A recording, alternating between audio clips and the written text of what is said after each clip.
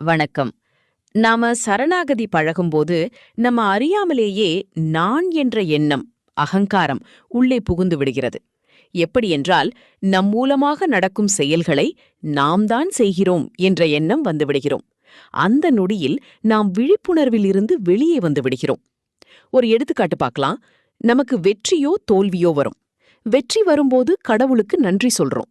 ஆனா தோல்வி வரும்போது எனக்கு வந்தது என்று எண்ணி விடுகிறோம்.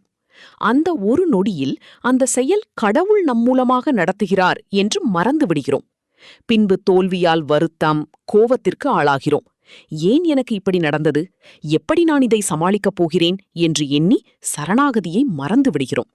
நாம் அந்த தோல்வியால் வந்த விளைவுக்கு தீர்வு காண முயற்சி எடுக்கும் வேளையில் முழு மனதையும் செலுத்திக் கொண்டு கடவுளை மறந்து விடுகிறோம். இது அவன் செயல் என்பதையும் மறந்து விடுகிறோம். பின்பு அந்த தோல்வியால் வந்த விளைவை சரி செய்ய முடியாமல் மனம் சோர்ந்து போகும் வேளையில்தான் கடவுளை நினைவு கொள்கிறோம். ஐயோ, நாம் சரணாகதியை மறந்துவிட்டோமே, இதுவும் அவன் செயல் என்பதை மறந்துவிட்டோமே என்று எண்ணுவோம். பின்பு அவனிடம் ஒப்படைத்துவிட்டு நமது வேலையை பார்க்கச் சென்று விடுவோம். இந்த மாதிரி அனுபவம் உங்களுக்கு நடந்திருந்தால் கீழே பதிவிடுங்கள். நன்றி. நம சிவாய.